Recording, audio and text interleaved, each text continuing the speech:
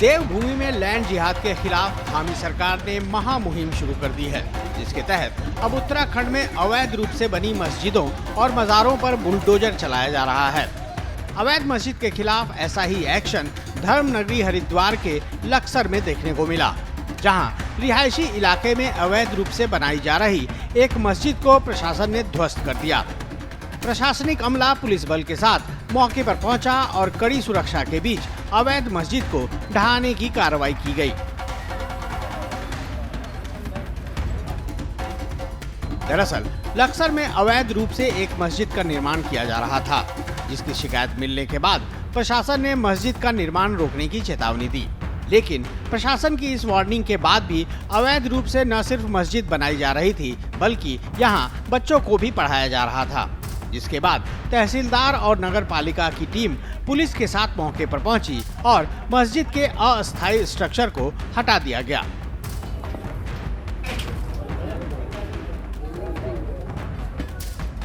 एक शिकायत आई थी कि इनको असल में पहले ही बोला था जो मस्जिद बननी एक थोड़ा सा स्ट्रक्चर बना है ना, तो इनको पहले बोला था इसके बाद अब स्ट्रक्चर अभी नहीं बनाएंगे जब तक आपने प्रॉपर अनुमति नहीं ली है।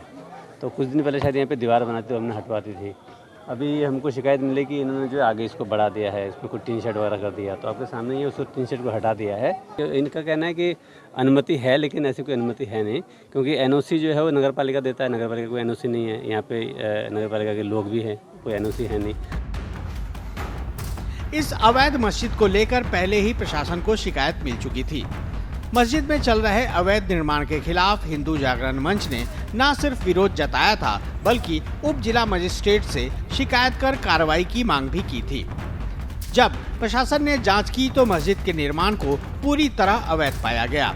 हालांकि मस्जिद का निर्माण करने वाले लोग कागजात दिखाते हुए मस्जिद को पूरी तरह वैध बता रहे हैं।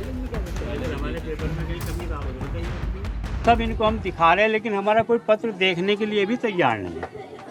अच्छा जी, और इनका कहना है कि ये तुमने बाद में करा, ये पहले करा। हम तो जब से हमारी मस्जिद शहीद हुई थी, जब से हम जो है टीन टान लगा करके इसमें नमाज पढ़ते चले आ रहे हैं। अब न जाने कौन आदमी इनको क्या कहता है और कैसे ये चले आते हैं, और हमारे पेपर नहीं देखते। सबसे बड़ी बात यह है, अगर हमारे पेपरों में कहीं त्रुटि है तो उसके लिए पेपर निकाल के दिखाओ। दिखा उसके लिए हम तैयार हैं। अगर कोई गलती है तो उसको हम देंगे। ये देखिए एसडीएम साहब का ऑर्डर है। देवभूमि में बिगड़ती डेमोग्राफी और बढ़ती मुस्लिम आबादी पर सीएम धामी खुद चिंता जाहिर कर चुके हैं। ऐसे में अब अवैध रूप से देवभूमि में कब्जा जमाने वाले लोगों पर कड़ी कार्रवाई की जा रही है। इससे पहले हल्द्वानी के बनभूलपुरा में भी प्रशासन ने अवैध मस्जिद और मदरसे को ढहाने की कार्रवाई की थी। बुलडोजर वाली इस कार्रवाई के दौरान हिंसा भड़क उठी थी और जमकर आगजनी की गई थी। इस हिंसा में कई पुलिसकर्मी जख्मी हुए थे और 5 लोगों की जानें चली गई थी। आंकड़े इस बात की गवाही दे रहे हैं कि देवभूमि में मुस्लिम आबादी बहुत तेजी से बढ़ रही है। उत्तराखंड राज्य स्थापना के वक्त प्रदेश में महज 1.5% मुस्लिम आबादी थी, जो अब बढ़कर 18% से ज्यादा हो गई है। बाहर से आकर मुस्लिम घुसपैठिए न सिर्फ देवभूमि में अपना ठिकाना बना रहे हैं, बल्कि बड़े पैमाने पर अवैध कब्जे भी किए जा रहे हैं। जानकार इस बात का दावा करते हैं कि 37 साल पहले देवभूमि में गिनी चुनी मस्जिदें और मज़ारें हुआ करती थीं, लेकिन मौजूदा वक्त में उत्तराखंड में 2000 से भी ज्यादा अवैध मज़ारें और मस्जिदें मौजूद हैं। चिंता इस बात को लेकर है कि न सिर्फ शहरों में मस्जिदें और मज़ारें बनाई जा रही हैं, बल्कि बड़े पैमाने पर जंगलों में भी अवैध मज़ारों और मस्जिदों का निर्माण किया जा रहा है। सीएम धामी ने लैंड जिहाद पर चिंता जाहिर करते हुए प्रशासन को कार्रवाई के निर्देश दिए थे। इसके बाद 2022 से अब तक 350 से ज्यादा धर्मस्थलों को कब्जा मुक्त कराया गया है, जिसमें 294 मस्जिदें और मज़ारें शामिल हैं। इसके अलावा 31 अवैध मंदिरों और 2 गुरुद्वारों पर भी एक्शन लिया गया है। अवैध धर्मस्थलों पर हुई इस कार्रवाई के जरिए वन विभाग ने 72 हेक्टेयर से ज्यादा वन भूमि को कब्जा मुक्त कराया है।